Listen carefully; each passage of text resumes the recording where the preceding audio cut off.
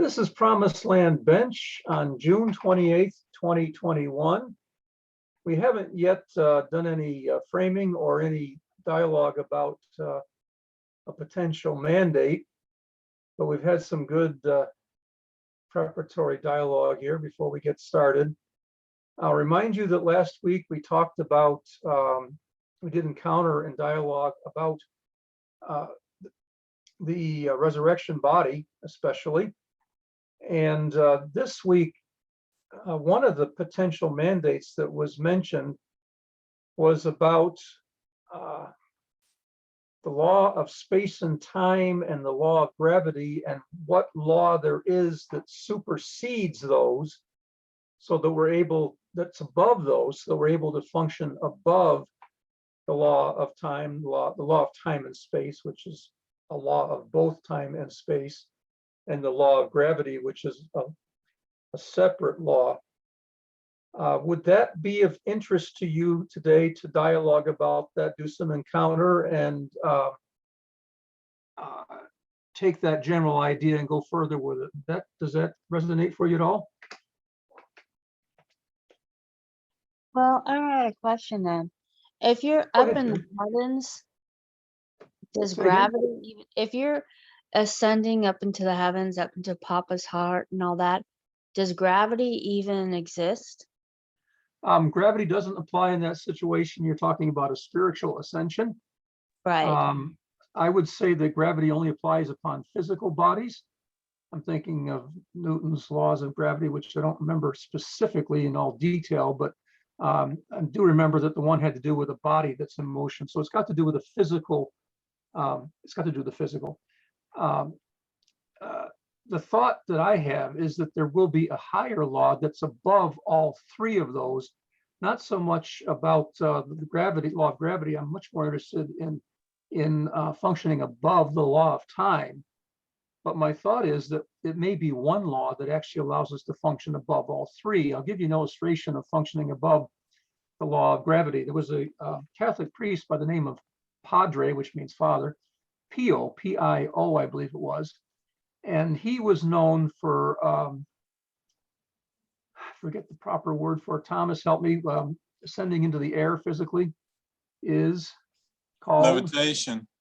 Levitation, thank you. Yeah. He would be known to be like high above the ground, above the town kind of thing. And there were instances in, I forget whether it's the First World War or the Second World War, of reconnaissance planes coming into a particular, flying over a particular village and finding somebody flying without an airplane. I can see where that could be helpful in some instances, but I'm much more interested in learning to function in such a way that you can not be a prisoner of time, but are actually able to function within time to your advantage, as opposed to having to simply flow along with it as it flows. Law of time and space, law of space, you can function with translocation. So translocation means moving from one place to another. And in this case, it'd be like cutting the corner. So you're not actually having to go, you know, how they say the shortest distance between 2 points is a straight line.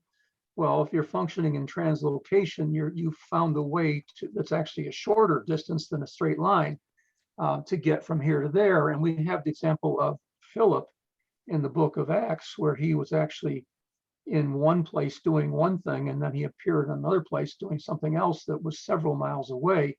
And my impression from the biblical text was that translocation was like instant from the one place to the other. And then after he finished doing what he was doing in the second place, he disappeared from the sight of the people that were doing that. So it looks to me like he translocated twice.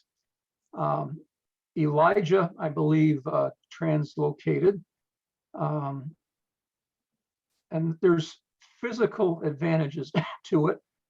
I mean, it can be a way of defending yourself from persecution, for example.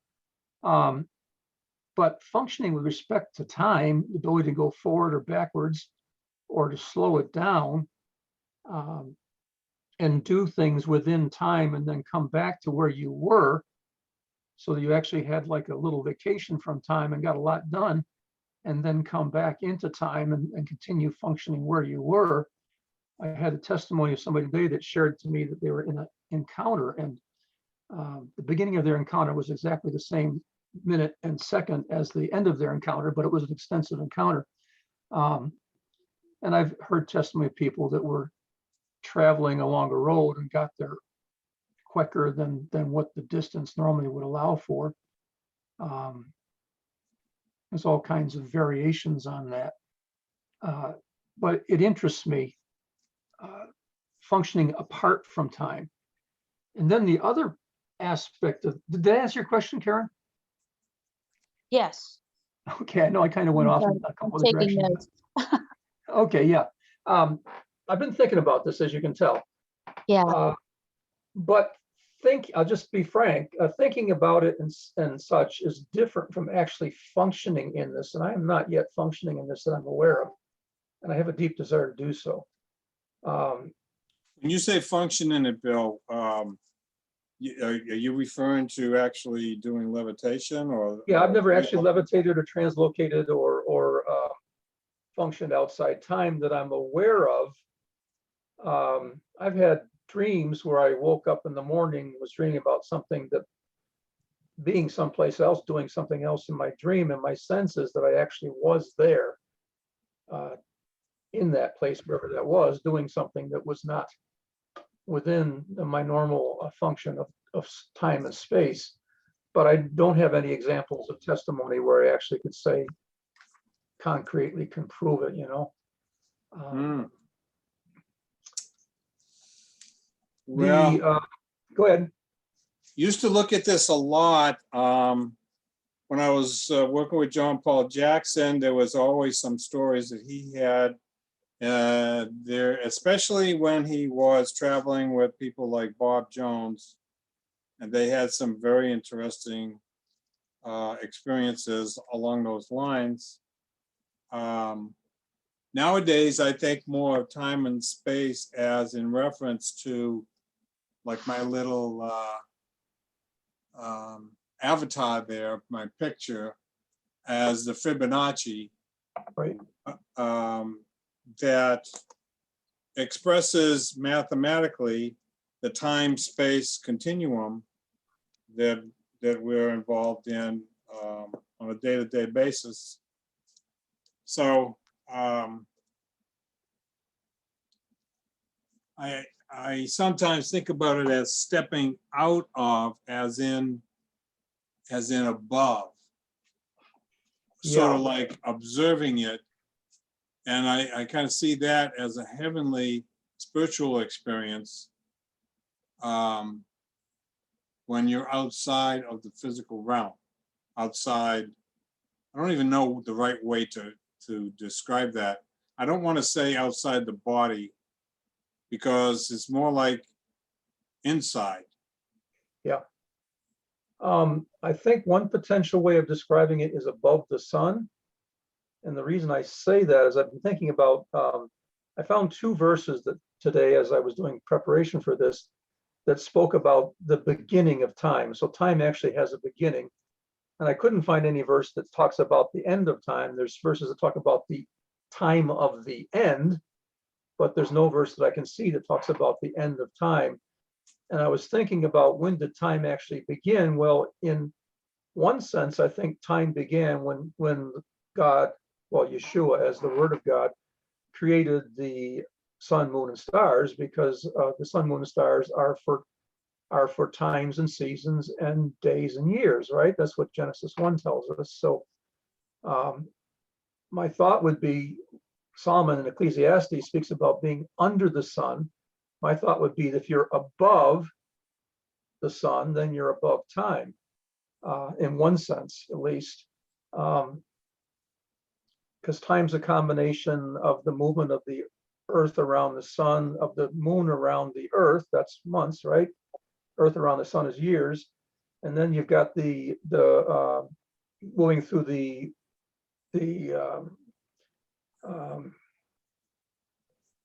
zodiac in the good sense. the moon and the planets moving through that also determines time in a certain sense.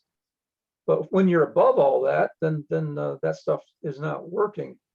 But I was thinking about that, how you showed us that one day that spiral of the all the planets going around the sun and all the stars going around the galaxy and all the galaxies moving forward through the universe.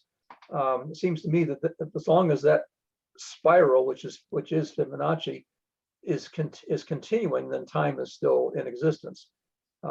It's all one giant watch ticking off time, and not just in our own solar system, but even outside of it. You can't maybe measure it all from Earth, but it all is actually functioning within time. And then I was thinking about let there be light before even the sun, the moon, the stars were made. And but that was creative light, not created light. Created light has a speed, and speed is distance over time, right? So anything that has speed is functioning somehow with respect to time. But I think probably the let there be light kind of light is creative light rather, and maybe functions independent of time. I don't know on that. Here's what came to me since this last week, and I'll toss it out there, and it hasn't been ratified. Let's see what you think. There's a series of names involved with the new body, the resurrection body, of which one is incorruptible. And incorruptible means unable to rot, in other words, unable to deteriorate. And I think incorruptible means that once you're incorruptible, I think you stop aging at that point. So the clock stops ticking on aging. But that is not necessarily that time has stopped. That is because the effects of sin have stopped. Sin causes deterioration, it causes aging, and eventually ends up in death, downward progression over time for every living being. So I see incorruptibility as stopping that downward progression. I think that aging stops at that point, deterioration stops. Then I see one more thing that needs to happen, and that is restoration of youth. And there is a scripture talking about their youth restored like the eagles. And we have the example of Abraham and Sarah, both of who had their youth restored by resurrection, by the way. So that's somehow kind of in the middle between incorruption and heading towards immortality. And immortality is actually the removal of death. So incorruption is the stopping of aging. Restoration of youth is turning the clock backwards on aging to the place of youth, but not forward. None of us want to end up being a baby.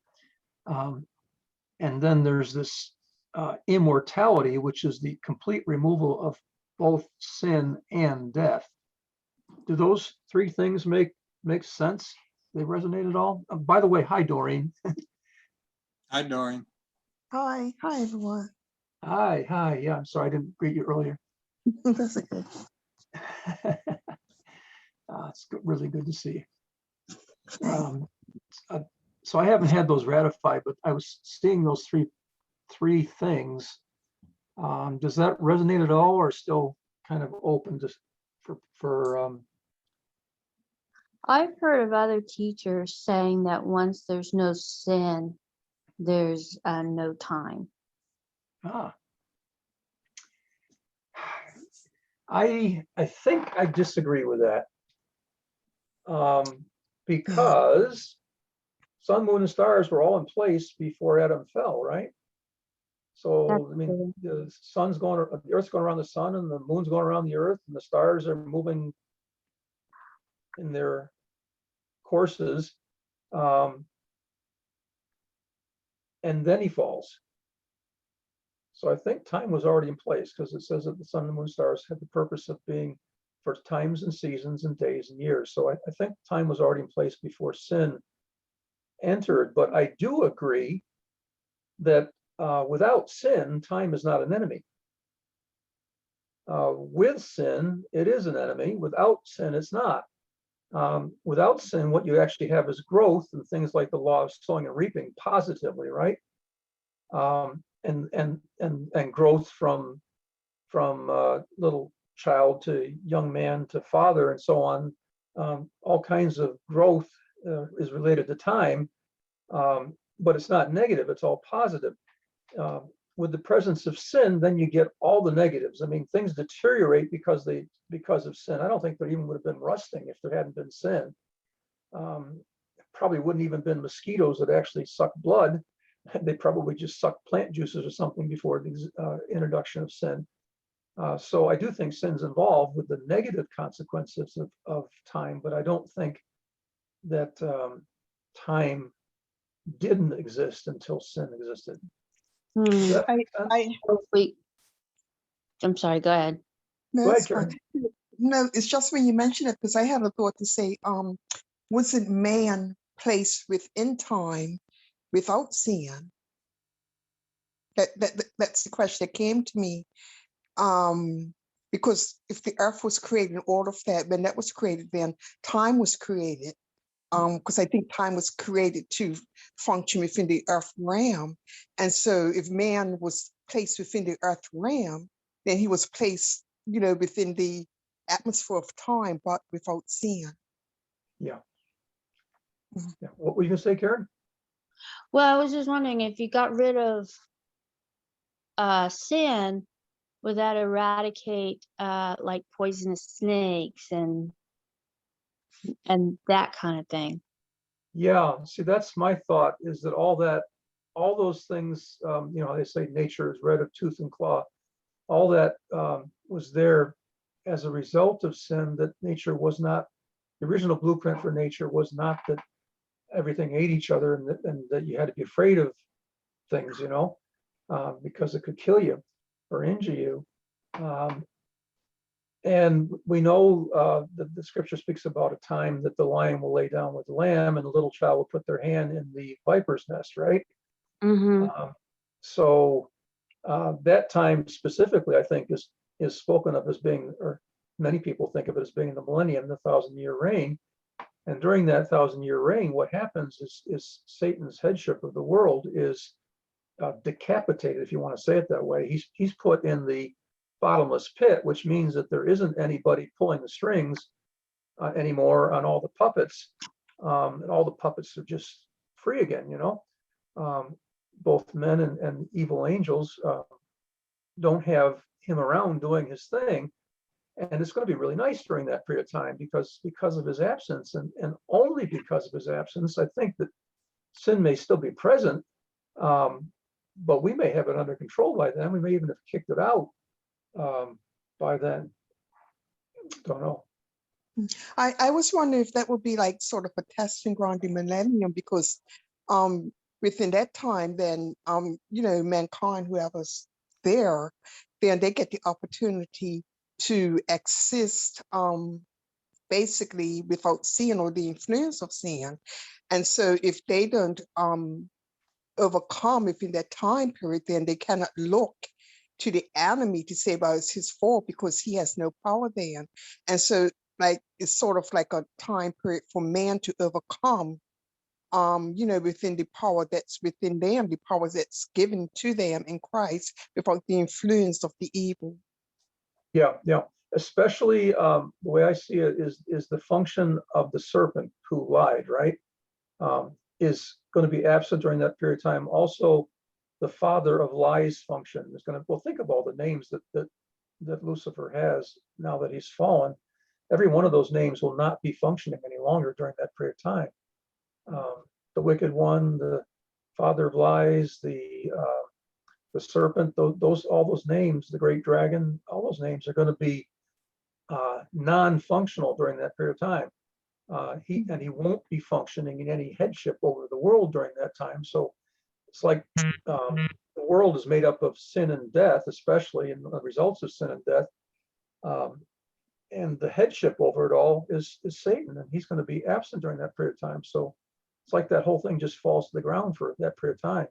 And Now, you what have would this- happen for the corrupted seed? yeah, Some people are saying there's still the Nephilim seed in people. yeah, I can see that, Karen, and I can see that the seed of the serpent will still be present, but the external temptation won't be present. The internal stuff will be present. And maybe we can actually keep that under control by good policing or something. I don't know. Let me try this out. I see, and I've heard this discussed in other situations, where sin is separation from Father. Mhm. So as a result of that, as a result of that separation, we become subject to weaknesses in our flesh, weaknesses in our thinking, lack of knowledge, lack of experience, etc. So the experience of overcoming the separation is what will give us the freedom of not having to be subjected to the realm that we're in right now, where we find Yeah. ourselves right now. Yeah, Thomas, Yeah. my sense is there's going to be an overcoming of sin during either during that 1,000 years or just before it. Without the presence of all those functions of Lucifer, I think we can get some of this stuff sorted out rather easily, and get free of it. The ultimate purpose here of this whole journey is to get free from both sin and death. I mean, that's what we're looking to do. Absolutely. Absolutely. I totally agree. What if we say it a different way, though? What if we say that the objective is to get back to the light and not say anything about getting rid of the, sin and death? What if we just, I understand what you're saying and I agree with you. What if we say it from the other side of the coin and say, we just want to move on to the light. We want to be in the light. I agree. But I'm thinking like, Thomas may like be speaking in general. I'm not sure, but my mind went back to the millennium and what Thomas just spoke. I'm looking at that phase as the opportunity to be able to do what Thomas just said. Yeah. It presents the opportunity for those there to be able to deal with that light or whatever Thomas had said. Yeah. Because there's no exterior influences. Yeah. Yeah. Let's just spend a little bit of moment on that. I've looked at this recently. Here's what happens before in the revelation of Jesus Christ before that 1,000-year reign. There's one of these major attacks against the light, if you want to put it that way, and all. There's the Great Supper of God is what it's called, and the invitation goes out to the birds to feast upon the flesh of the dead armies and the dead commanders of the armies. So basically what it comes down to is everybody that's attempting to kill the light, those that are carrying the light, are going to be killed at that point. So if you want to take it this way, all the pieces are off the chessboard except for the good ones at that point. And the beast and the false prophet are cast alive into the lake of fire, and then Satan is cast into the lake, into the bottomless pit. So we're like halfway there to this whole process, because the 5 enemies that are cast into the lake of fire at the end are the beast, the false prophet, Satan, death, and the grave. And at this point of the millennium, of the 1,000-year reign, the beast and the false prophet are cast in there. So think about that. The beast is like the political darkness, that whole thing, and this behind that is cast alive into the lake of fire. The false prophet is all the media and everything else that's sending out the message of darkness is cast into the lake of fire, and Satan is in the bottomless pit for 1,000 years, so he's completely out of the game. I mean, if it was a baseball game, he's been kicked out of the game. He's not able to play for 1,000 years. I don't mean to trivialize it, but he's not part of the action for 1,000 years. He's not part of the equation for 1,000 years. So we have 1,000 years to be able to function without those elements present. The only two elements that still remain are death and the grave. That still remain. So there will still be death, but my thought is that with incorruption and so on, there's going to be long life going on at that period of time. And I think a lot of us that will at that point had the change of the body, so that we're going to live, we come into immortality, done the full journey into immortality. They'll be present as fathers during that period of time. And so the negative won't be present in its full force, and the positive will be present in its full exhibition of the full journey. I think will be present.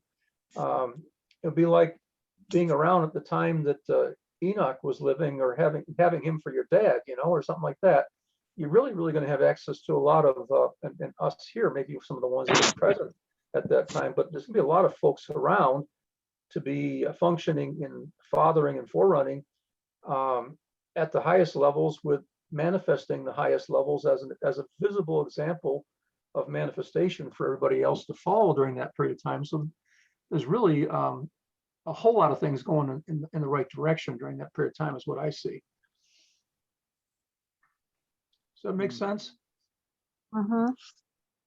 I'm looking forward to that time. It's like, let's get on with it.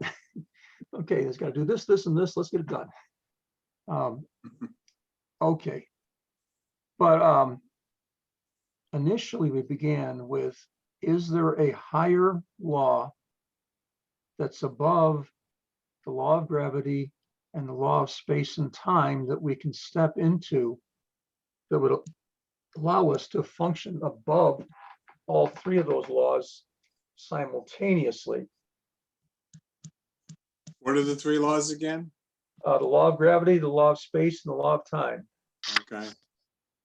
Well, it would seem that if we operate spiritually, that we are by nature of what spirituality is above those three laws. Yeah, I think so, Thomas. Let me pull up a see what you think about this.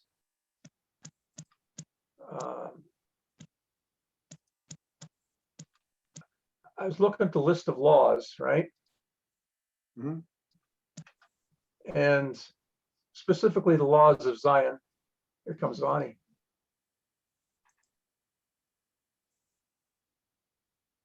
Just stop sharing for a moment so I can greet her.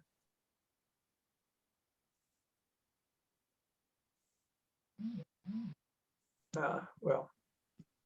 Oh, you had somebody come in, Bill. Hi, Vani. Hello, Bill. How are you? Fine, how are you? I'm doing well, thank you.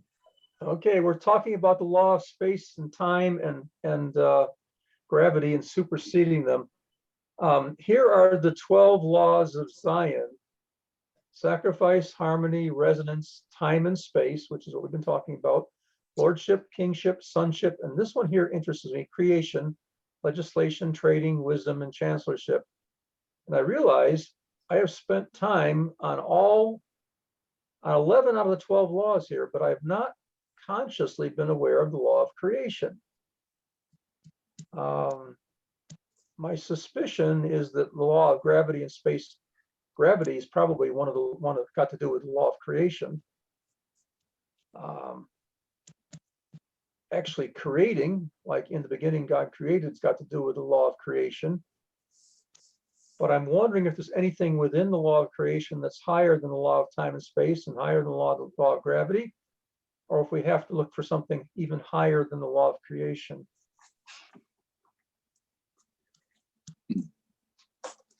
And my thought was we could potentially do this by encounter and simply ask the question, what is it that's higher? And then go look. Got a lot of good Good idea. seers. I'd be very interested to see what gets seen. Does that sound good? Yep. Doreen, Karen, Bonnie, does that sound okay? Can you hear me, Bill? Yes, I can.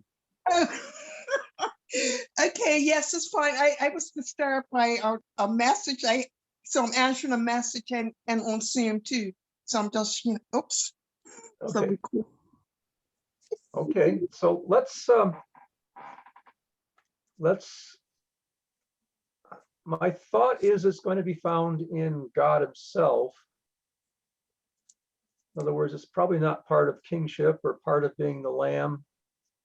It's probably part of functioning in the name God, because God created. But I don't want to limit to that. And let's step into discovery. We're asking the question, what is higher than the law of gravity and the law of time and space?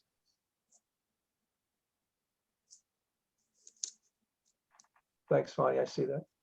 Appreciate that.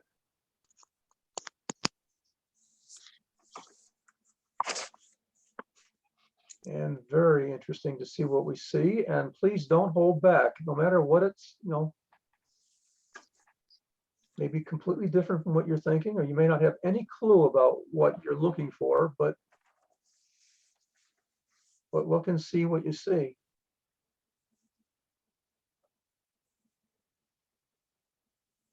I'm Okay. seeing it. Go ahead, Doreen.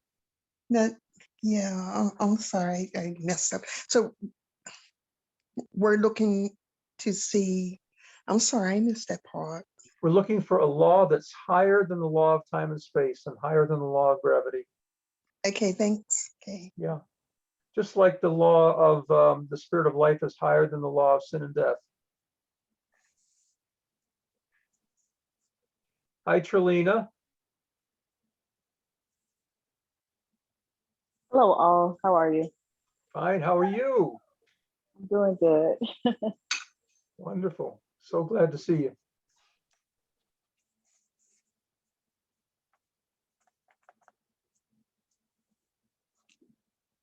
I saw a teacup. It's like fine English bone china teacup kind of thing, white china.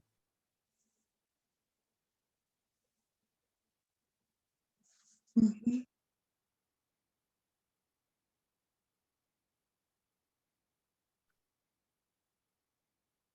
And as soon as I said that, I could see the tea being poured into it.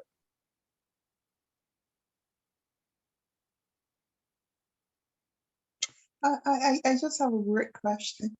Sure. Would the law of existence be higher than the law of creation? Like I am would be the law of existence. Mm. Very interesting. Mm. That's Yod He Vav He. Because we were sort of in here from the beginning, so we basically always existed, right? Because we existed in him, Yeah. and then it was a physical creation. Is eternal higher than the created? I think it is. Mm. It's it was sort of like eternal first, and then Yeah. also desire, and then the desire came to manifestation. Yeah. Okay. Huh. Trade out of all your potential answers. I know it's kind of it's a question you may not have ever thought about, and that's just fine. We're not trying to do this mentally at this point. We're trying to do this we're going to do this by encounter, by seeing and hearing. This is what I see. I see something like a diamond, but it's like, I want to say glass, but it's not glass. It's like you can see reflections off the faces of this diamond. Crystal, Karen? Kind of, but it's, I mean, usually a crystal, you can kind of like see through it. Yeah. This is almost like glass, but it's not glass. It's diamond, but it's not a diamond. It's, yeah, it's not a crystal. It's, I don't know what it is, but it's like, I see it like in a shape of a diamond, you know, with all the different faces, like you would have a diamond ring. And but it has these different reflections off of it. Awesome.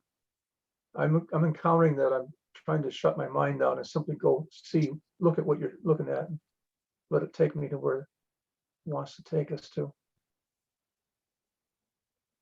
Turn the analytical part down, off. Just experience what I see. And yeah, I can see the sparkles in the faces of the.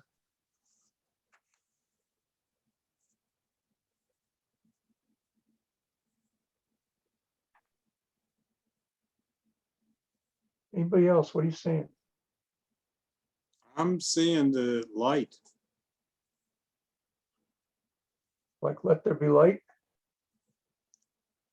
Well, the law of light, and I don't claim to have any other than saying that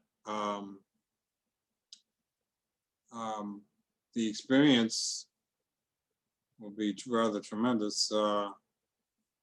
It's so powerful that Father hid Moses in the cleft of the rock so that he wouldn't be burnt by it, because Moses was still a flesh and blood person.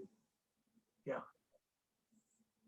So it's the kind of light that's beyond our flesh and blood. Yeah, that took me to John, Thomas, when he had the encounter with Yeshua, and he basically fainted because of the appearance of Yeshua, which I'm sure was shrouded in like magnificent light.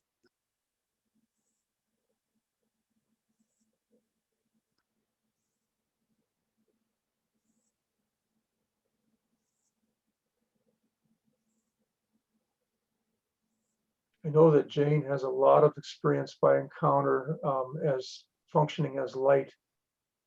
And the last couple of days, lots of things are coming back to light, pointing me back to light.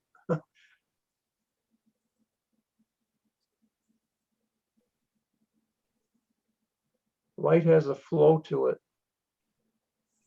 It's both wavelengths and particles. Forget that. The point is it flows out from a point in all directions. And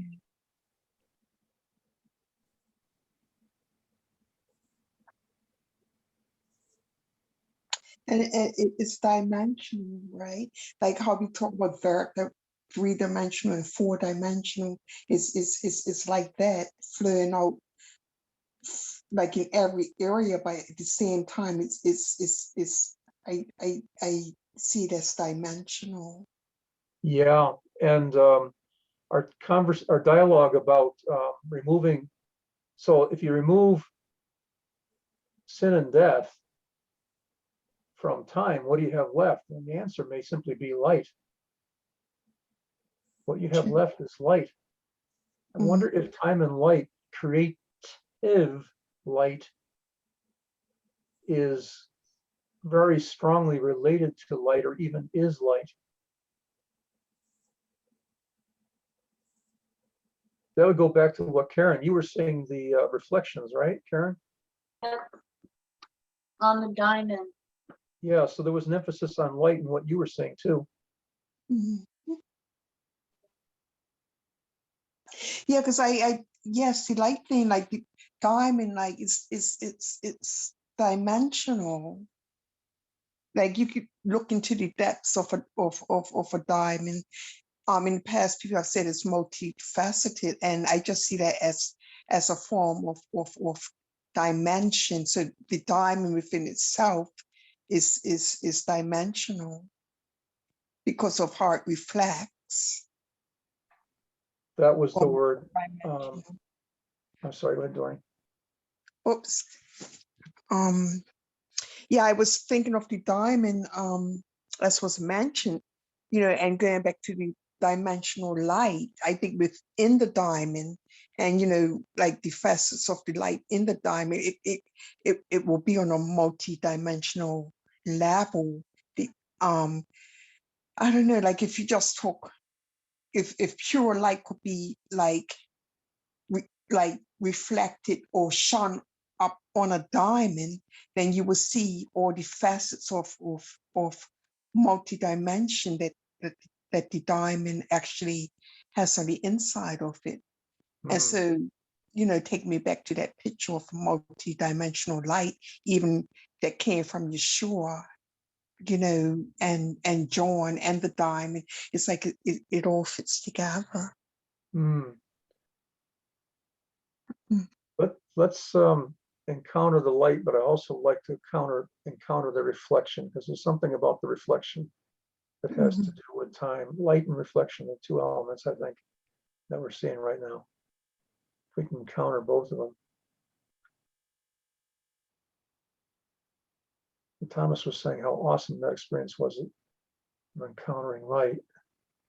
Mm-hmm. I mean, the God is light kind of light.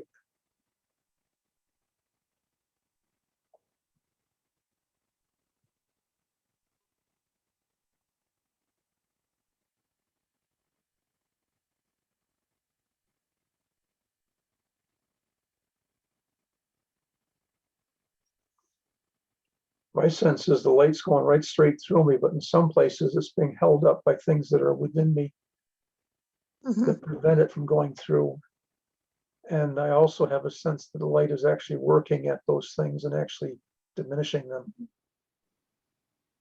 Yeah.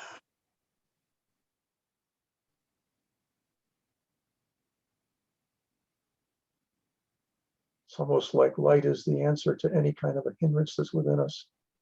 Because it's like it's sort of, yeah, it diminishes the darkness within us, and then when we become full of the light, then that's when we become full of his glory, and we become those glory beings, and glory beings are beings of light. Oops. Well, that's what I was seeing.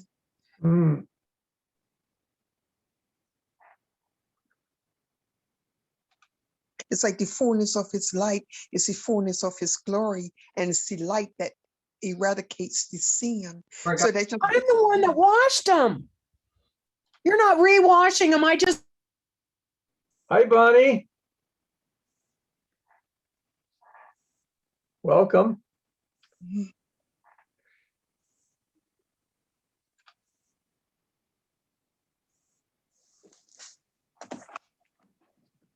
Anybody else, what are you encountering as you encounter the light and reflection?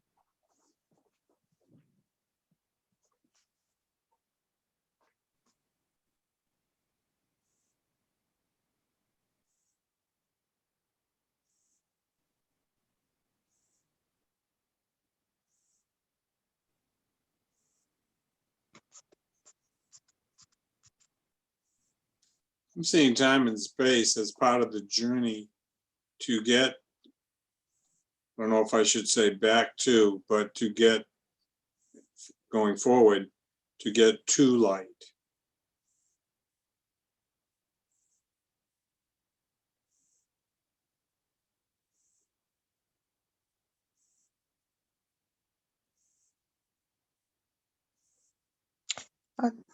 do you think we break the barriers of time and space?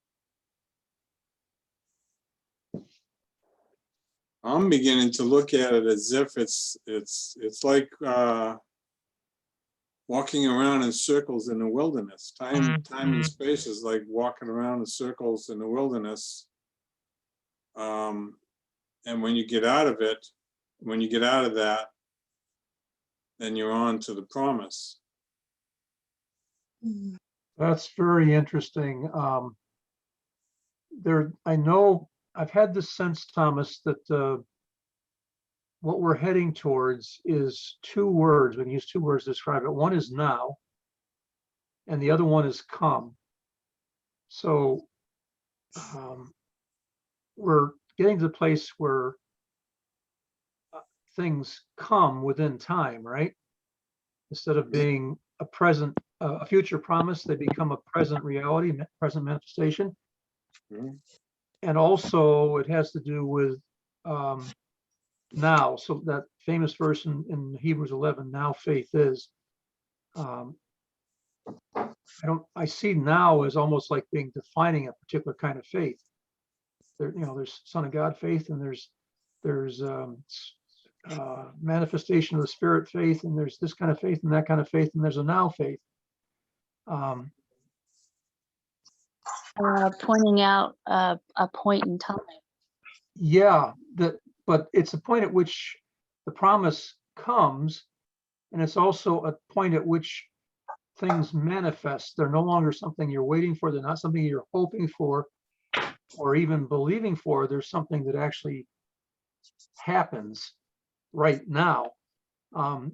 And it's not like you just get to the place where you can start, maybe just one thing happens. I think you get to the place where all the promises manifest. Everything happens now.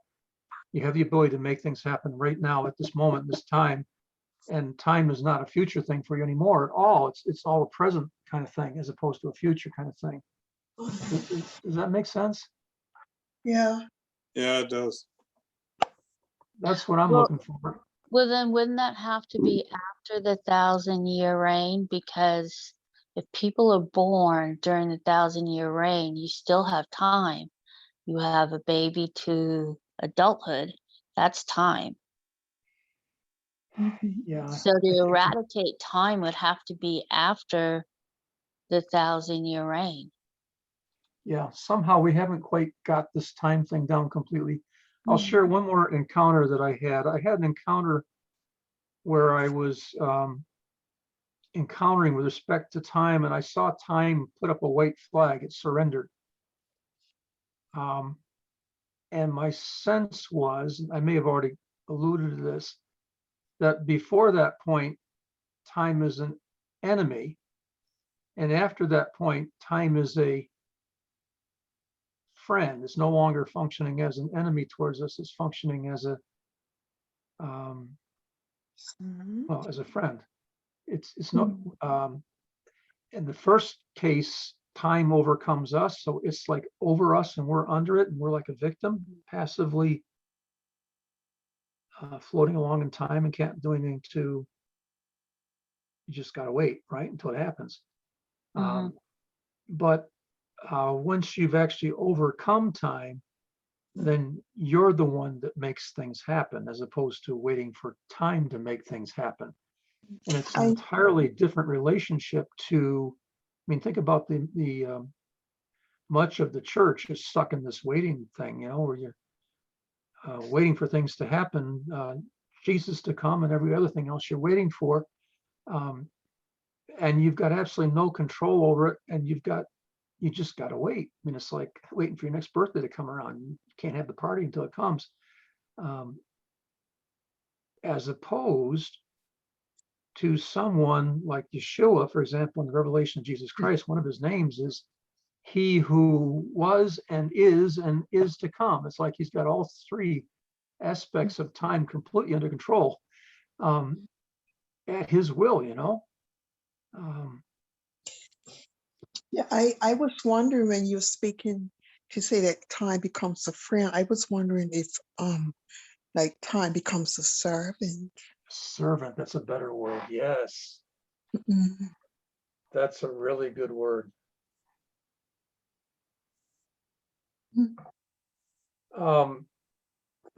Put yourself as an overcomer of time. It's very simple. You just put yourself over time instead of being under time, you're over time. Just switch positions to where in the spiritual realm, you're actually above time and it does what you say instead of you having to wait for it.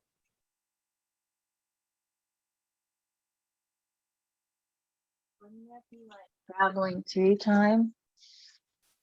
Say Like that you again, can Karen? go, wouldn't that be like traveling through time? Like you could visit yourself in the future and bring back those gifts and talents to the present now, Yep, or even go back in time where there were hurts and pains and release God's love. yep, But you want it to actually manifest here on the earth. yeah, yeah.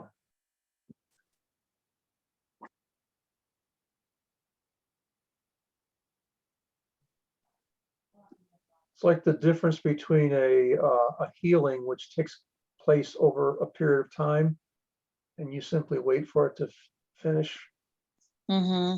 process of fully healing, as opposed to a creative miracle that happens instantly and there's no waiting for it at all.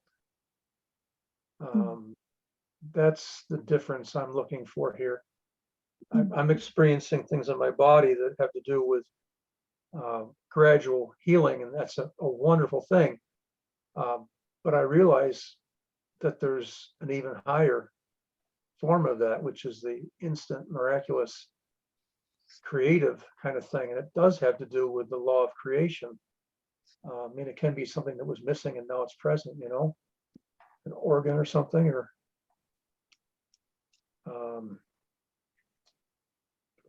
Or so for going into the go ahead. past where going into the past where you are changing so much that it changes history, Yeah, whether it's your history or someone else's. yeah.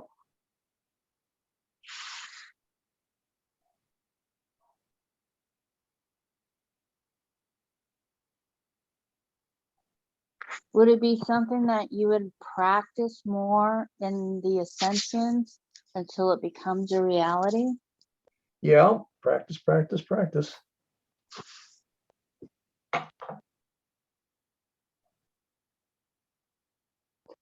You can move back and forth in time in an encounter, but I'm looking for more than that. I'm looking for the actual manifestation as well. Yeah, well, that'd be awesome. I'd like that too. Yeah, and I'm convinced that Yeshua functioned in it, Yeah, I which was means just thinking, wow, good. Yeah, exactly. If he did, we can. Go ahead. I forget what I was just, well, I was thinking on the same lines of Yeshua, and then you mentioned it. And I think I was thinking when he was on earth that he operated outside of time. That's why things manifested instantly.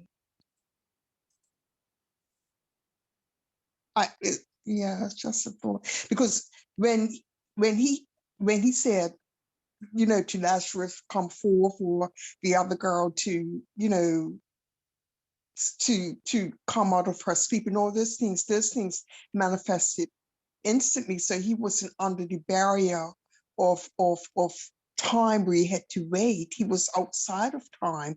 He had dominion over time. So when he Yep. spoke, well, you know, it sort of happened instantly.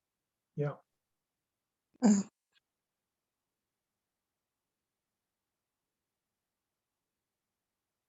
Anybody seeing anything more?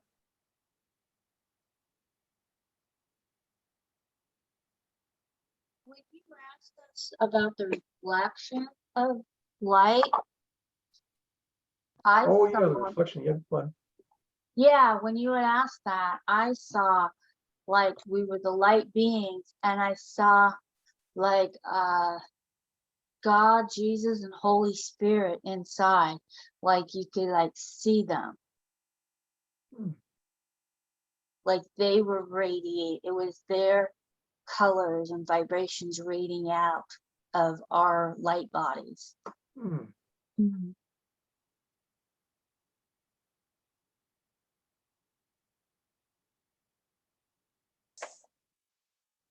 Hmm.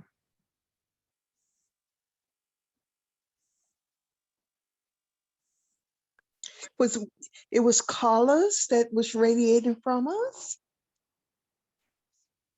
Say that again. Was Yeah. it color radiating? Colors, I saw colors. I saw like the colors and like a vibration, but the vibrations were in color. Because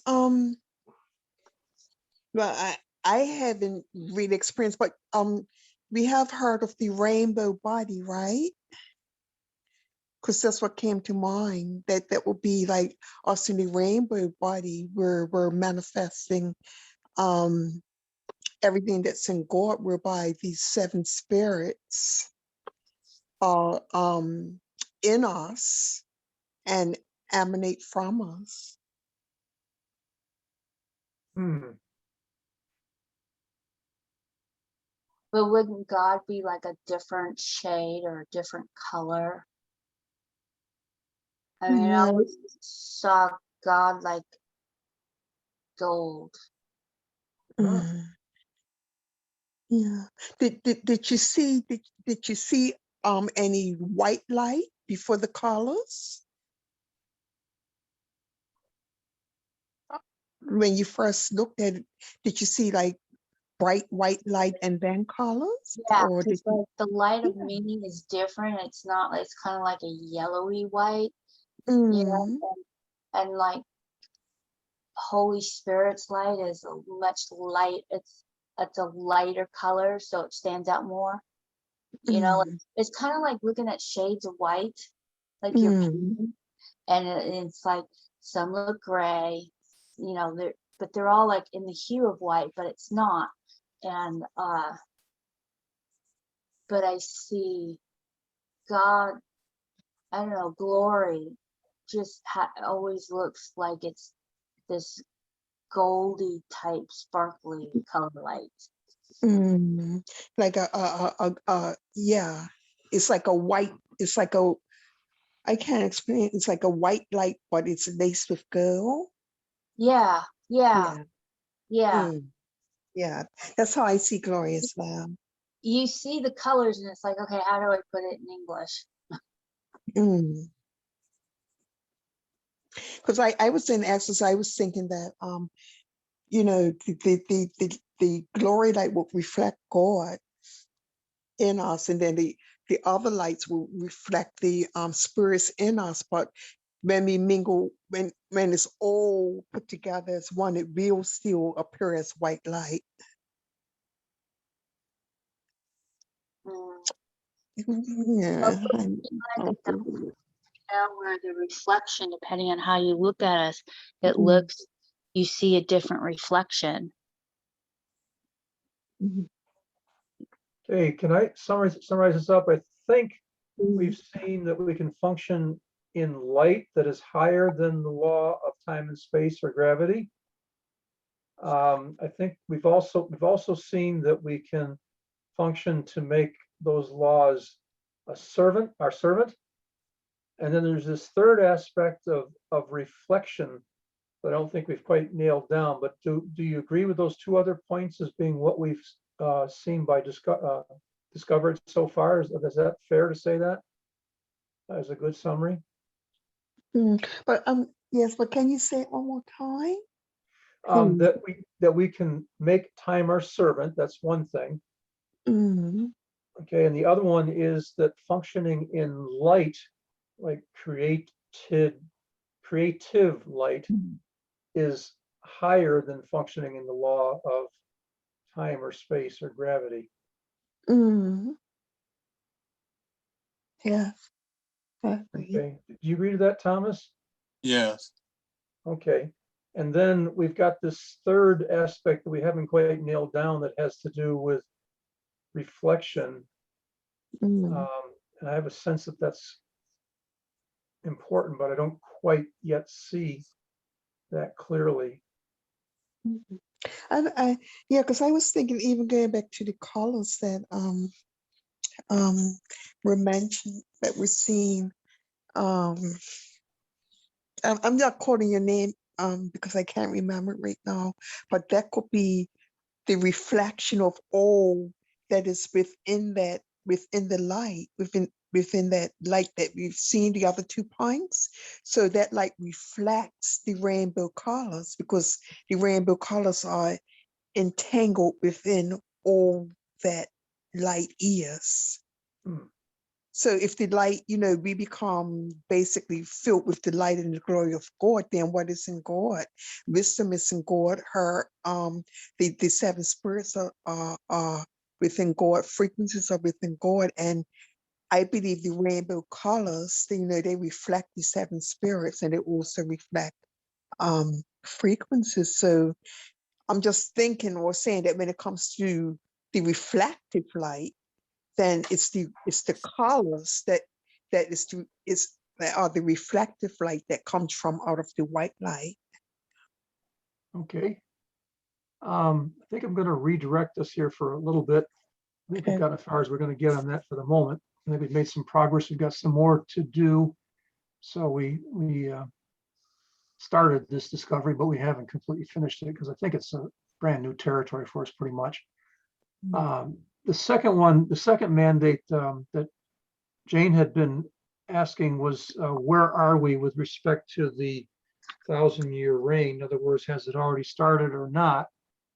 And if we could spend a few moments working on that one, that'd be helpful. I gave you an outline that the beast gets cast into the lake of fire before the 1,000-year reign, that the false prophet gets cast into the lake of fire before the 1,000-year reign, and Satan gets cast into the bottomless pit, which begins the 1,000-year reign. The thing that would make us think possibly that we might already be in it is that one of the defining characteristics of the 1,000-year reign is that it's kings and priests. And we've been moving into kings and priests. So I'm just going to pull up the scripture for Revelation 20 and put that in front of us here so we can see it. And then we can do some dialogue and some discovery. So here's chapter 20, and this first part is the devil and Satan, 2 different names of the serpent of old, bound for 1,000 years, cast in the bottomless pit and shut up, and a seal set on him so that he should not deceive the nations no more till the 1,000 years were finished. Then it goes on and says, I saw thrones and they sat on them. And that thrones is pretty much a definition of our experience in OUB, is we've been seeing a lot of thrones, experiencing a lot of thrones. And judgment was committed to, so the time of judgment has begun. There's a first resurrection. Let me find the part about kings and priests. It may be back here. Must be the beginning of 20.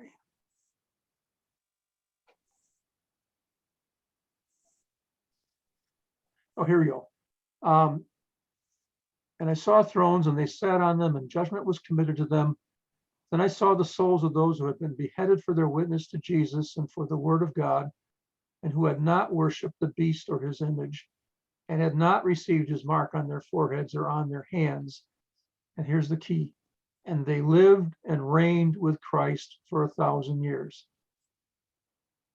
But the rest of the dead did not live again until 1,000 years were finished. This is the first resurrection.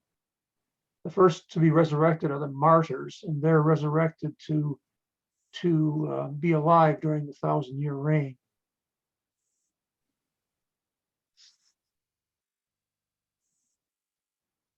So the beast and the false prophet being cast into the lake of fire is back here. Yeshua comes on the white horse. The beast, the kings of the earth and their armies gathered together against Yeshua on the white horse and against the army, that's us. Then the beast was captured, and with him the false prophet, and these 2 were cast alive into the lake of fire.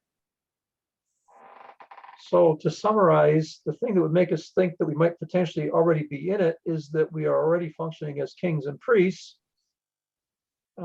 with a lot of thrones involved. The thing that might make us thought that we're not yet there is whether or not the beast and the false prophet are in the lake of fire already, and whether or not Satan's already been cast into the bottomless pit.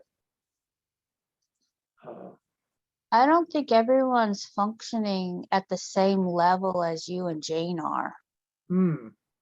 And so, I mean, even in the other ascension groups, I mean, you guys are like way ahead. Okay. And so maybe we're getting close, but not there yet. I Okay. mean, and if the false prophet is the media, well, they're still spewing lies. Yeah. So that has not stopped yet. So we know they're not thrown off. We know there's a lot of stuff that's happening behind the scenes that only some people know about, but the mass majority of people are still totally unaware. Okay. Would it be, I really appreciate what you just said, and I do resonate with that. Would it be, then can we say that there's different groups within the universal ecclesia or the universal house that are functioning at different levels? And some of us are closer to this than others. Mm-hmm. Okay. Yeah. I feel like you're in university and I'm just got out of grammar school. You're catching Kind of. up, Karen. I'm trying. I'm working hard. Yes, you But are.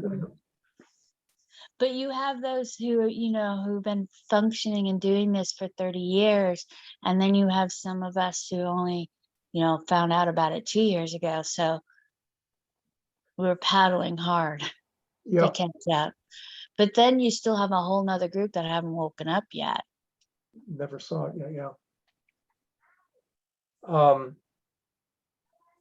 My thought has been that you can almost cast Satan into the bottomless pit with respect to your own life,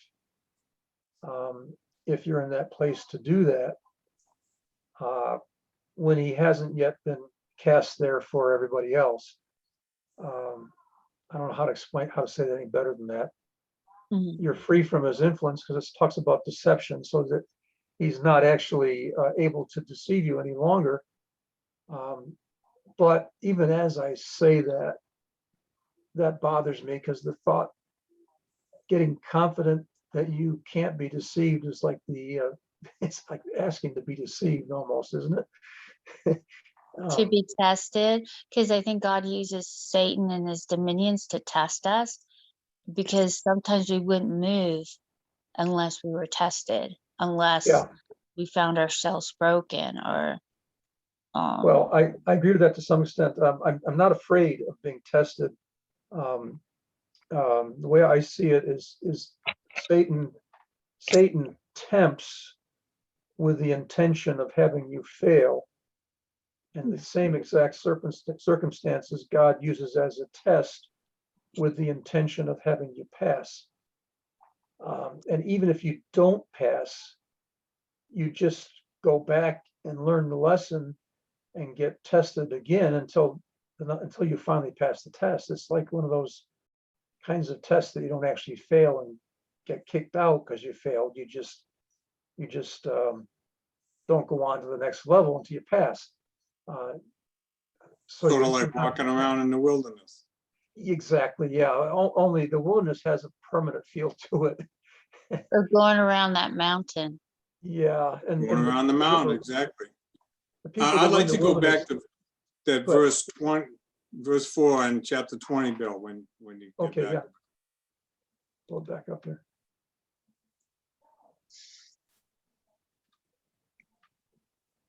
Go, Thomas.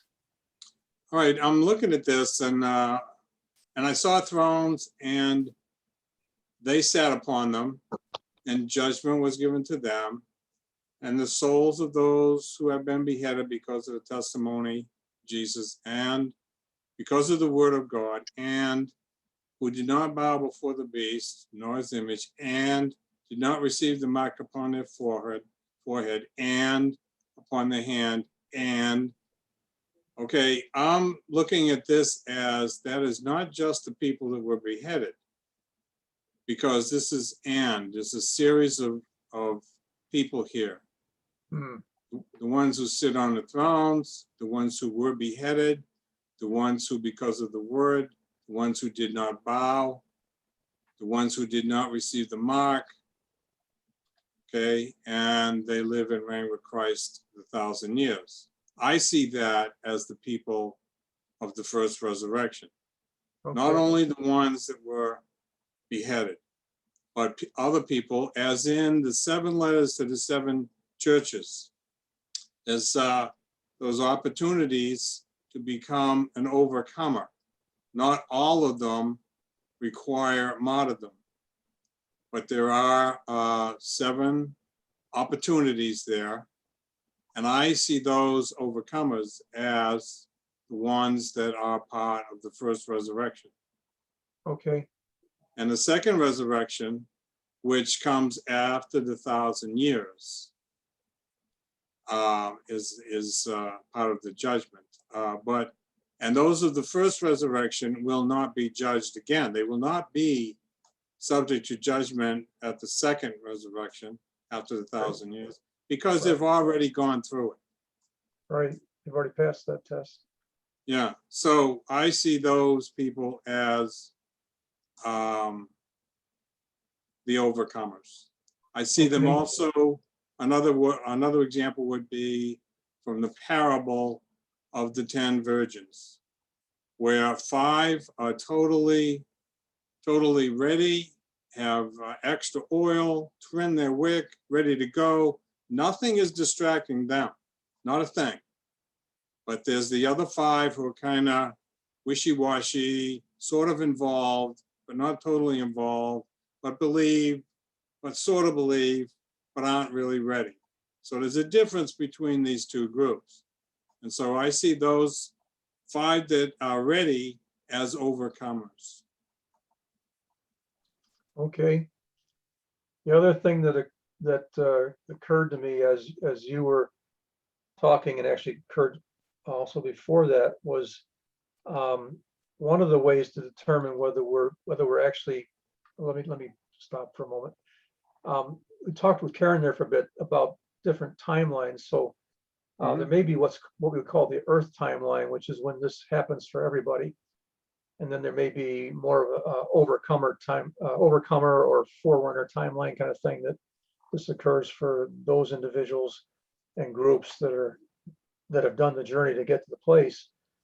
But one of the things that occurs to me is once we've actually started resurrecting martyrs, then we can say we're definitely in this 1,000-year period of time, or that's going to come right after that, for the Earth timeline. And I do believe that we will experience resurrection without dying, and then that we actually will function in participating in this resurrection of the martyrs. So that would be a good milepost along the journey to say, okay, on this side of that, we haven't gotten there on the Earth timeline, but on that side of it, we have. Does that make sense? Yeah. Yeah, and I really believe, because there's a list in Hebrews chapter 6 verses 1 and 2 of 6 elementary principles of Christ, which are 6 elementary principles of kingship, and the 5th one is resurrection of the dead. And it's not just talking about us receiving resurrection; it's talking about us doing resurrection. And from that, I get that we actually participate in all of these resurrections. So Thomas, my sense is that we will get to the place where we've had a resurrection, don't have to die, and then we participate in resurrecting the martyrs, the first resurrection, and then 1,000 years later, if it's actually literal, 1,000 years, we would then be participating in the resurrection of both the good and the evil to go to the great white throne. And we'd have a part in both of those resurrections. The first resurrection, the second one will actually not just stand around and watch, but actually do it. Does that resonate? Well, it does, from the perspective that, my perspective is, I will be part of the first resurrection. I will be here during the 1,000 years. Yeah, yeah, So the second resurrection, I'll already be here. I'll Yeah. already have experienced it. okay. See, my perspective is I plan to be part of the first fruits resurrection, which is Yeshua's resurrection. And that's actually, I think, started at the time of his resurrection and is available at any time to anyone who actually comes to the place of being ready to participate in it. But it's just a matter of which one it actually is. And either way, we both end up in the same place. So, Oh, yeah. Yeah. and I could be wrong. Oh, no, it's just whatever information is coming at us at the moment. But the expectation of being resurrected and being there and being part of the 1,000 years is something that we both share as something that we're expecting. Absolutely. Yeah, and really looking forward to it. Life is not going to be a big struggle during that period of time. A lot of the obstacles will have been removed. External obstacles will be removed. And by that point, a lot of internal things within us that are obstacles will be removed too. We will have traded out of everything we need to trade out of. Yeah, I like the trading out part. I think that individually, seeking to be an overcomer in those 7 opportunities is an incredible opportunity to trade out of what keeps us back and to Yeah. trade into becoming an overcomer, being an overcomer. Yeah. For anybody that's not familiar with the 7 letters to the 7 ecclesias in Revelation chapter 2 and 3, there are a whole long list of promises made to overcomers in each of those 7 letters. And the last of all those promises is Yeshua speaking. He says, "To him who overcomes, I will give to sit down on my throne, just like I overcame and sat down on my Father's throne."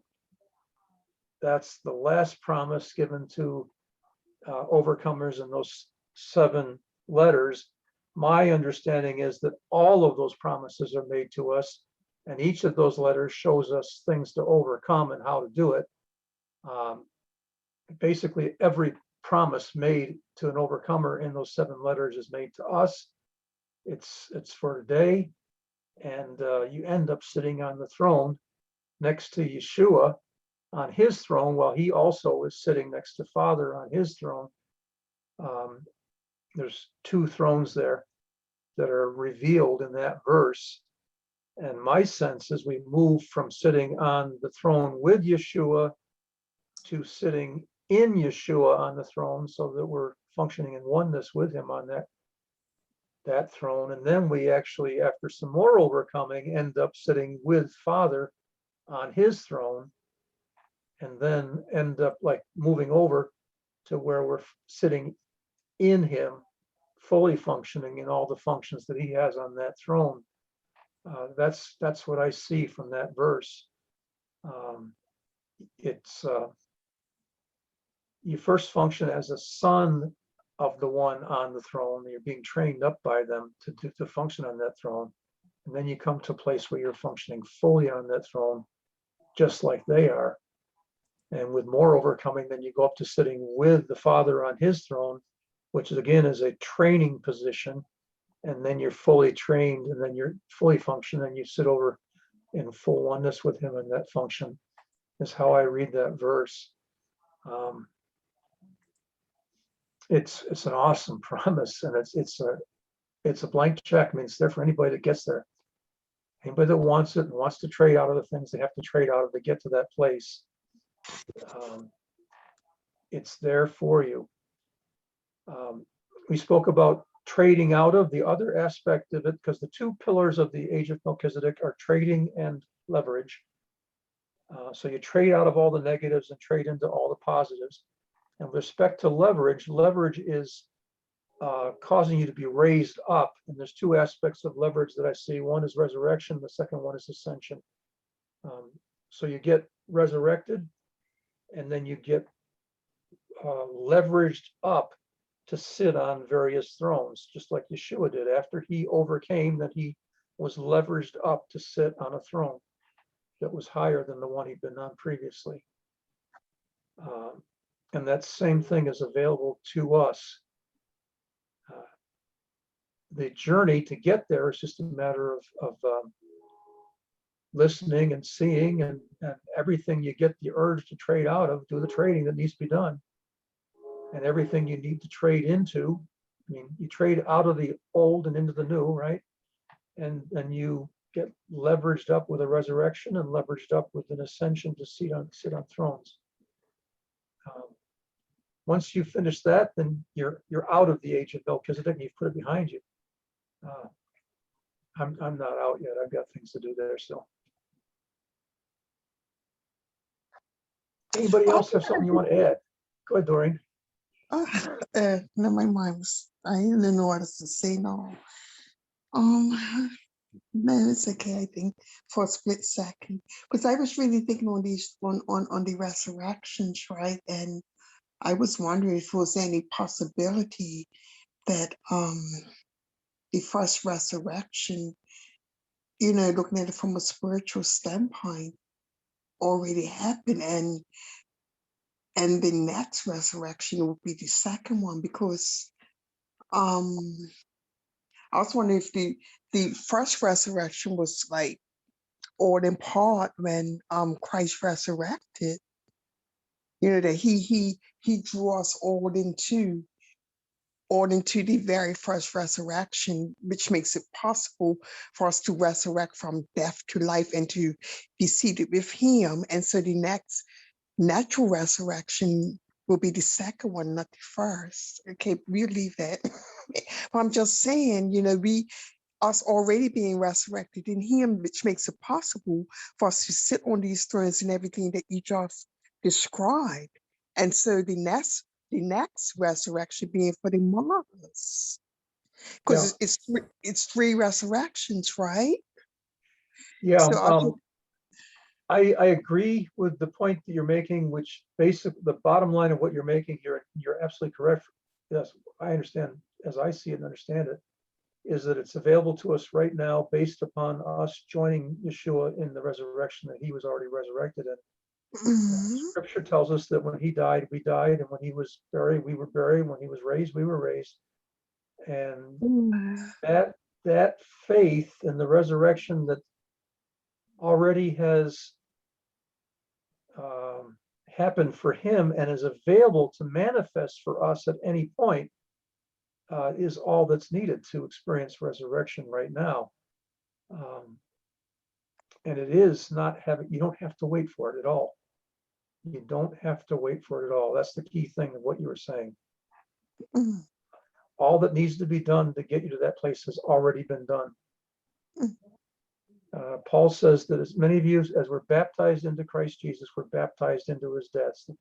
And so if we're one with him in his death, we're also one with him in his resurrection.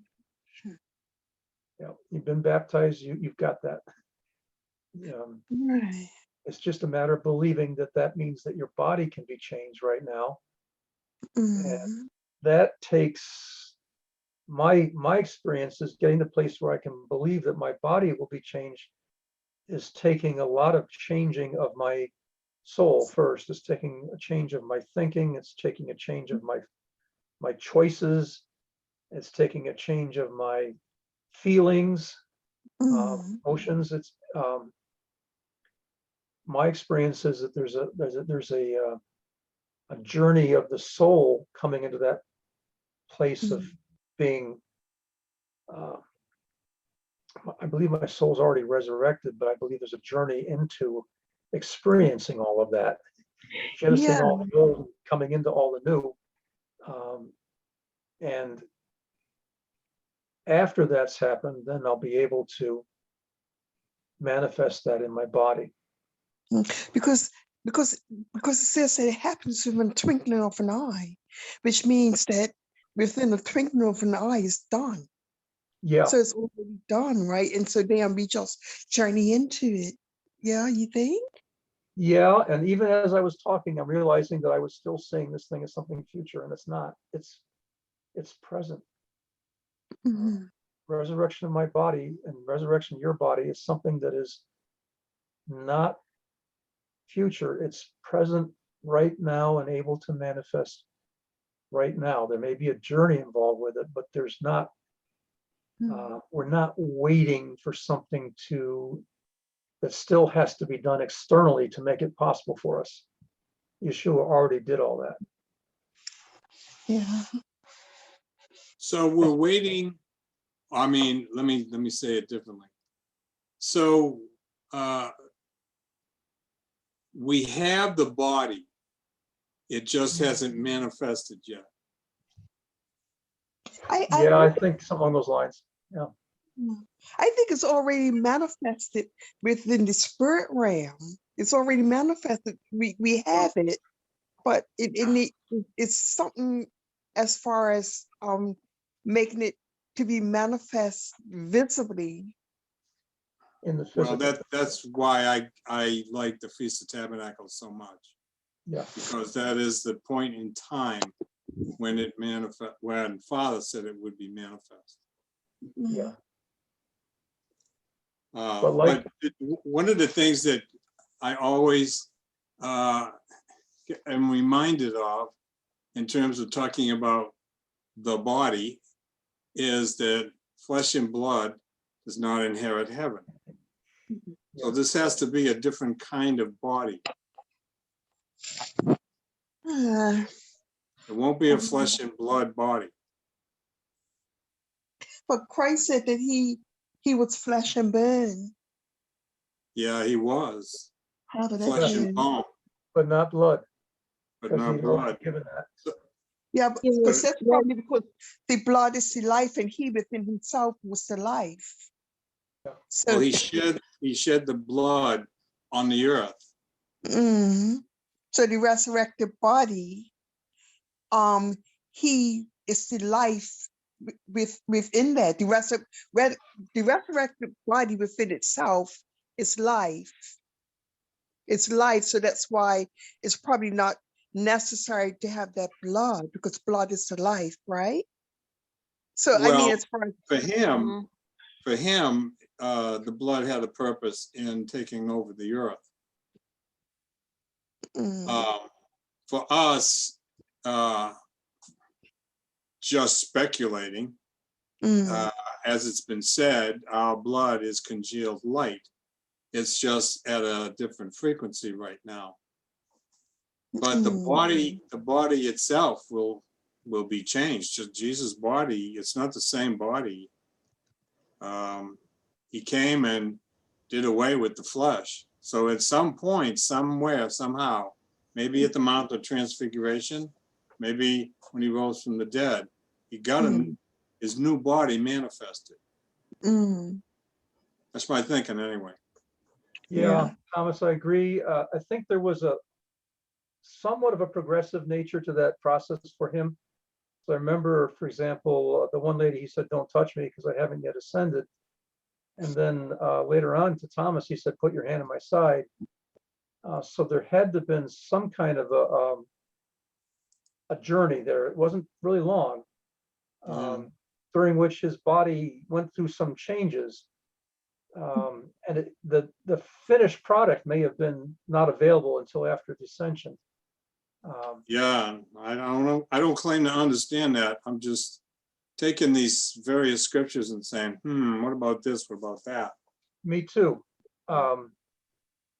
I don't think we have to have full understanding of all these things. I do think you can just step into it by encounter and exercising your faith and removing anything inside yourself that you recognize is holding you back from being able to get from here to there.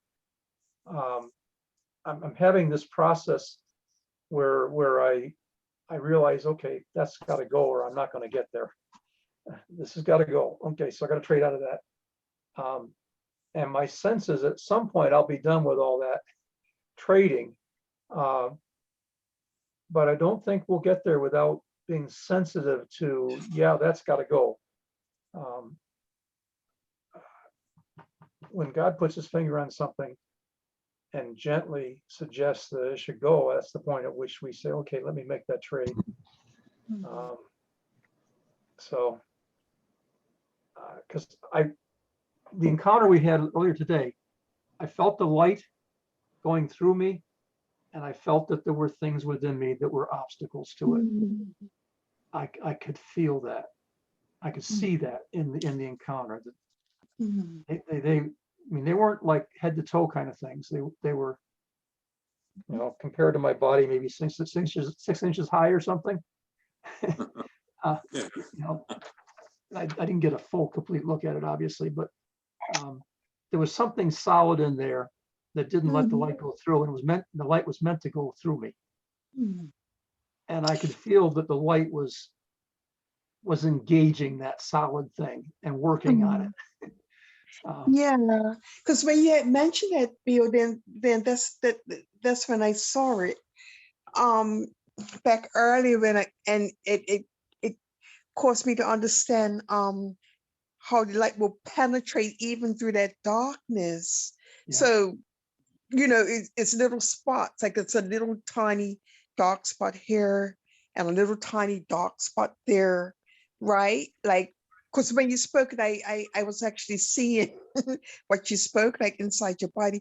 And that's how I saw that the light being like even much more powerful than those little dark spots, right? So the light comes in and overcomes those dark spots and causes like the true glory to overtake like your entire body. So like the light is much stronger than there's little dark spots, like it's a little one right there and a little one right there. It's it's not that many. It's Yep. ain't a few, but basically it's This just past week, I had two experiences. One, looking down inside myself, because I saw that the scripture where it says that Yeshua knew what was in a man. He didn't have to give him testimony of what was in somebody. He could see what was in a man. I think it says he knew what was in a man. And there's another scripture that says that the Spirit of God searches the deep things of God, and the Spirit of man searches the deep things of man. So anyway, we can know what's in us. If we really want to know, we can go look and see it. So I started looking, and I found this thing in me that says no very loudly and very forcefully. It was like the 2-year-old that says to mom, no. I found that thing inside me. I was a little distressed to find it was still there. And then I had another encounter where I saw this brick wall inside me. So anyway, I'm aware now that at least as of a couple of days ago, there's still something inside me there that needs to be dealt with. maybe so a teeny bit. It's not a lot. I'm sorry. So it's good to know about, and I'm going to face up to it, and I'm going to work on it. And now I can see it and hear it. I mean, I saw the brick wall and I heard the no, so I got it both ways. Had revelation both ways that it's still there. But- And my desire is that thing is entirely gone. Yeah, but it's funny. I don't know. Maybe I'm strange, but it's like I don't know. It's like it is entirely gone because, like, when release and just allow the light to flow all the way through, the light is so strong that it eradicates that and it overcomes that and causes those like 3 little patches of darkness to become fulfilled in that congealed light, and they exist no more. So it's like, when we open up our whole beings to receive the light to come in us to overtake, the teeny bit of darkness, then it's straight. Okay. That made any sense? Sorry. But I mean, speaking from what light I see. overcomes darkness. Yeah. Yeah, but it's such a teeny bit of darkness, Bill. I'm sorry. Because Okay. this is recorded. It's in like 3 little spots. Okay. Thank you. I appreciate that. Sorry. I mean, I really want them gone. Hi, Jerry. I really thank you for letting me join tonight. I wanted to interject if you give me permission. Please.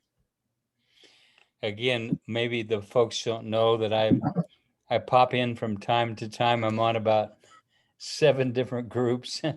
And in Nashville, Tennessee, I'm helping lead ascension meetings and conferences and such. primarily it's been Justin Abraham the last couple of years, Grant and Samantha Mahoney, helping with Ian Clayton and different ones.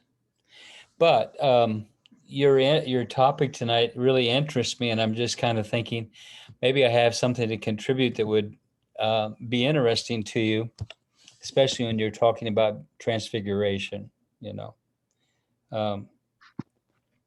So I wanted to share an encounter with you just for the sake of conversation Please. that I wasn't anticipating it happening the way it did.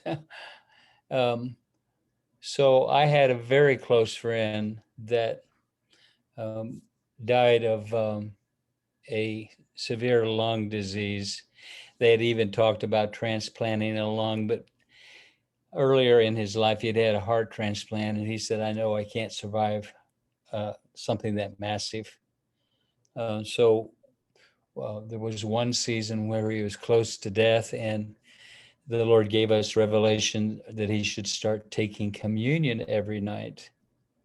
And within 2 months, he was out of the hospital and even off of oxygen. He wasn't carrying that around and really seemed to be recovering because, you know, he was taking communion every night with his wife. And so it was glorious. Now, this is before COVID.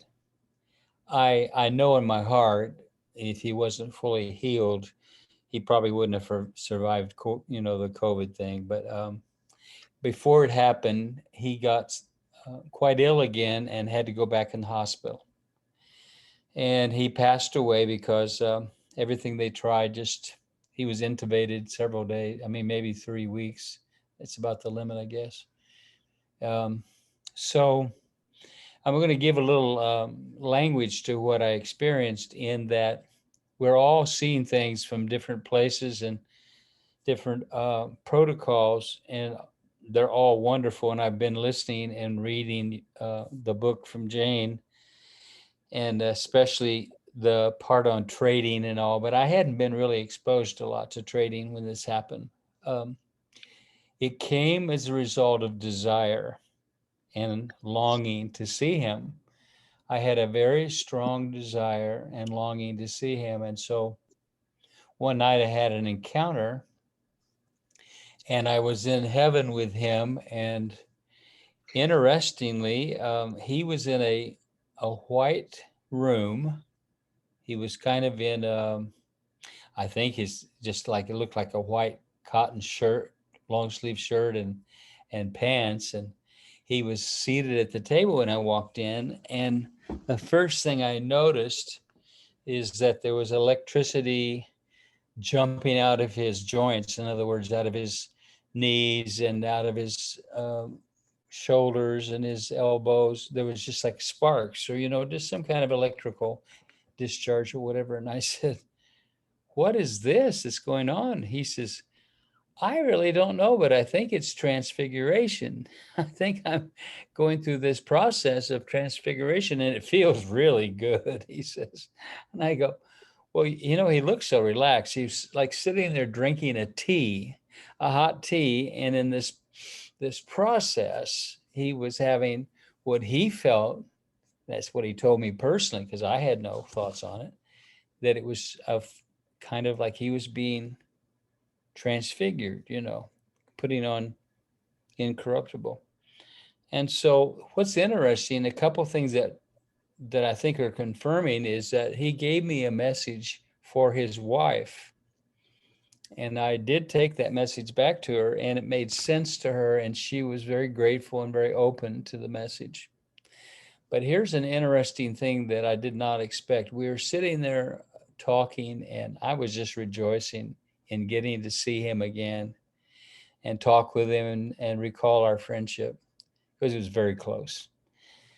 And he happened to just bring up the subject. He said, you know, that steroid that they used in the hospital, he said, you noticed it didn't work. I said, yeah, it didn't work, did it? He said, no, I think that they're trying to test a steroid for, you know, lungs that stop functioning. And he said, but that's not the right one.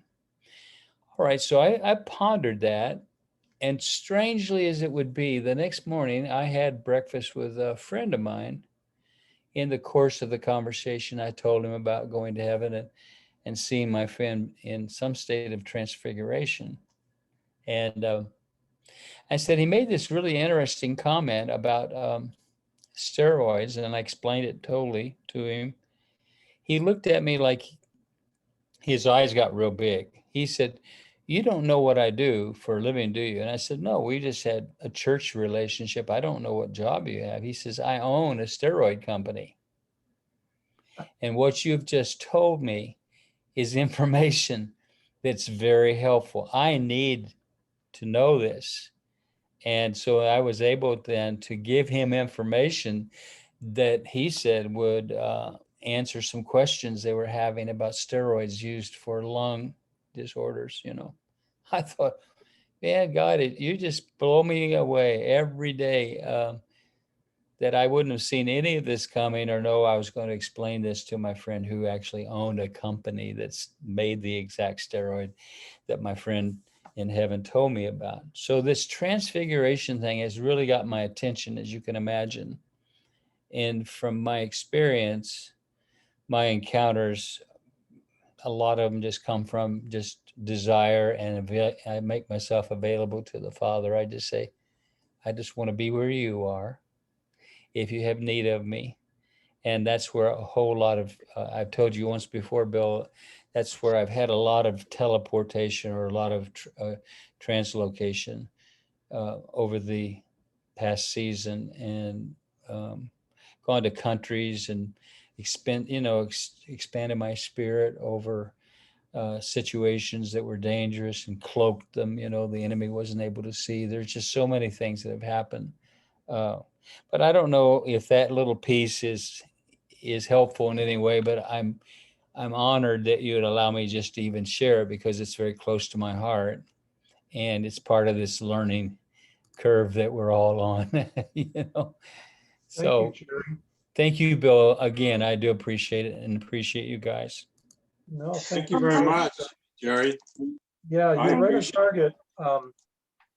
Two things. One, we've been talking about light, and we were talking about looking for a law that would supersede the law of gravity, law of time and space, and we have a sense from encounter that light has to do with that.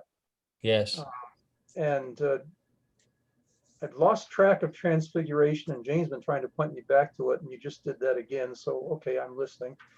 About the importance Well, of and there was transfiguration. such, in this encounter, I forgot to say, it was such brilliance and light. I saw nothing opaque at all. Okay, It was pure light, and I was pure light, and he was pure light. okay. So my point is, you came into this dialogue not knowing the previous part of the dialogue and the previous part of the encounter, and you just highlighted the importance of light, and then of course transfiguration with reference to light, which just says, okay, yes, you're right on the right target. So thank you for that. And you also did something for me that was very important, because I saw a teacup earlier on in this week when we first started encountering, looking for that law that's above the law of time and space. And the teacup never came up again at all until you just mentioned the tea, which thank you, gives me a little more, tells me I was on the right track when I saw the teacup. It may have just been preparation for your presence. So anyway, thank you. You may Thank you, think Bill. you're interrupting and off target, but you aren't at all. You're right on target. You did not interrupt at all. You flowed with us. So thank you. Thank you. Yeah, it's Yes, glorious. I just have a question. I have a question for Jerry. Because you speak of what, teleportation or how, but my question is, when you go from one place to another, right? In the Yes. spirit realm, can that be done and it would appear that it's a dream? That's a real good question, Doreen. I have begun lately to realize the difference between when I'm dreaming and when I'm out of the body. It comes from imitation. I never strive for it or ask for it normally. I just found myself being caught up. We're actually ministering to people in Burma right now who are under persecution, and it's a group of us that are going over there, and it's been incredible, some of the things that have been happening.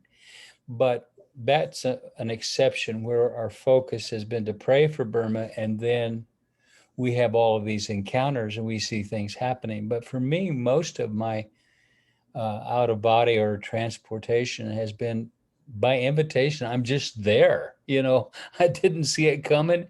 It wasn't on my radar. Nothing triggered it. It was just like, whoa. And I know exactly where I am. I know the people. I know their name and details about the situation. If they were to walk in the door right now, I would recognize them. Yeah, because I just asked because I didn't understand, but it was like it was in a dream, and I wondered if it was I had transported. It was in a dream. I went right back to my homeland, right to a person that I knew.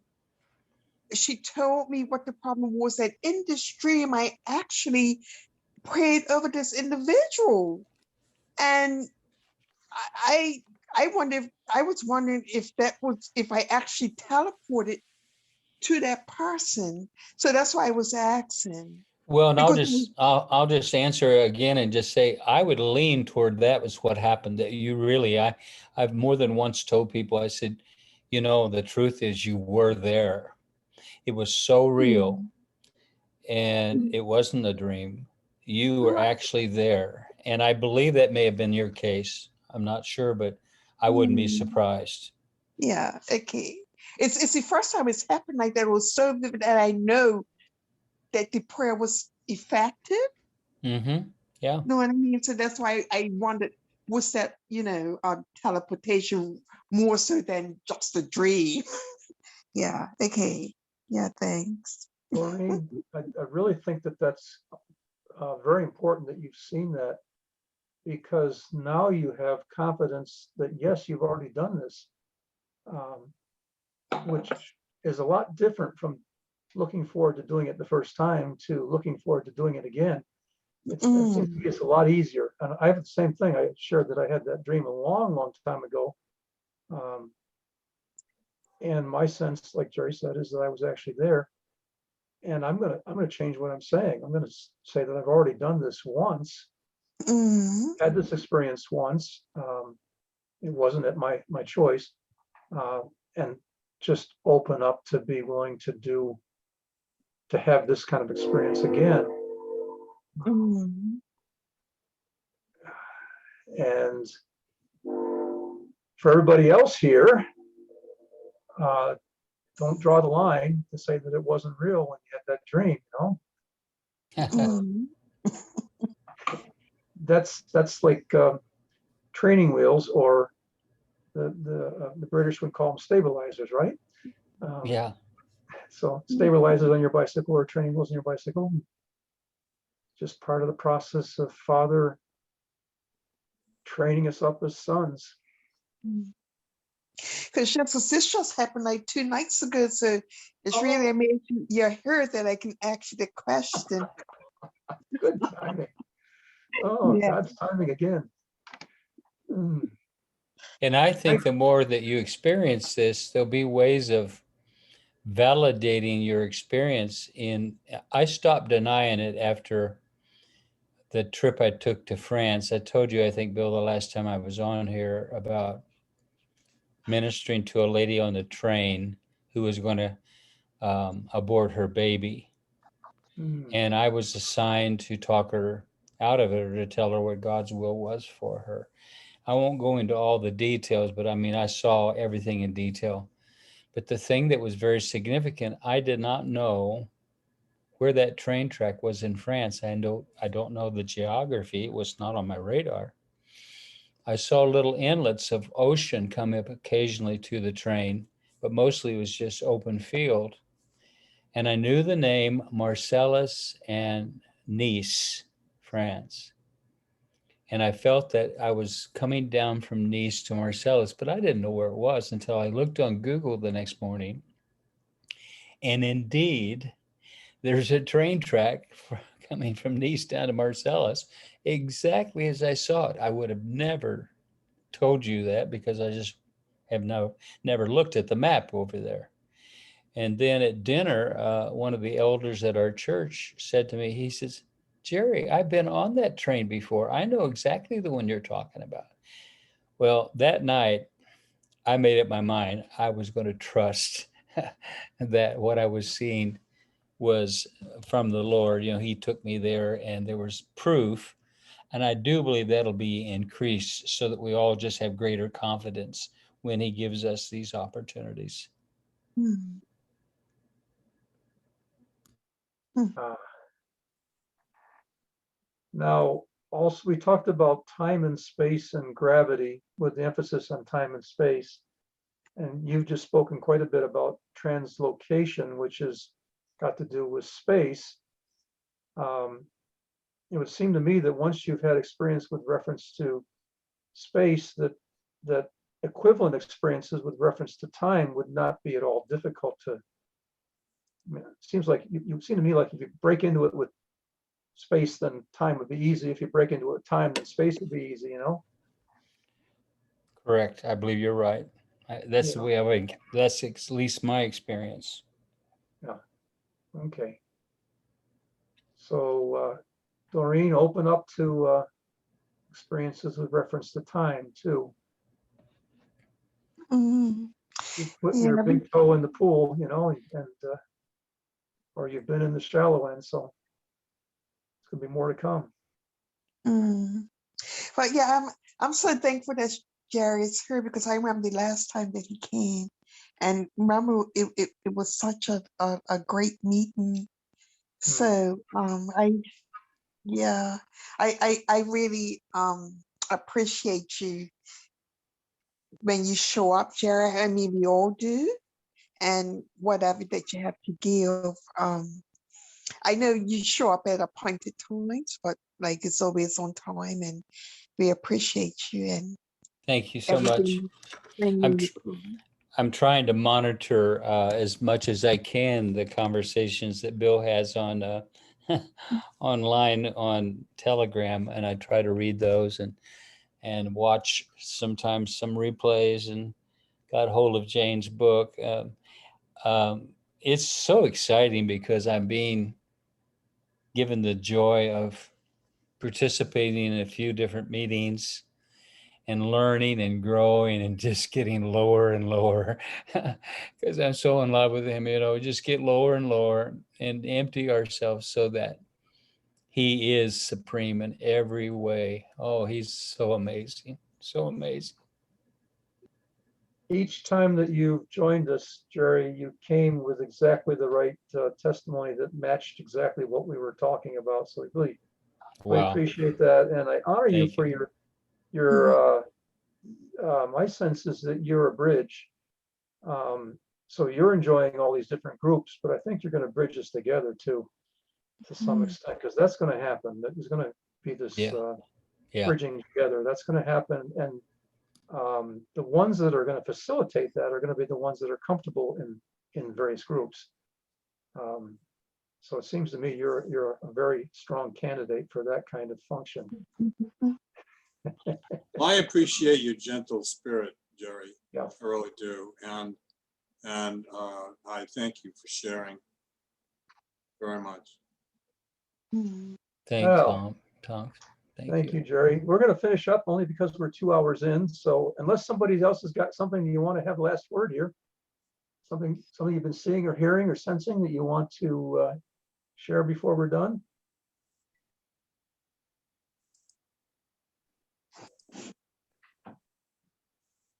Okay, I'm going to turn the recording off and the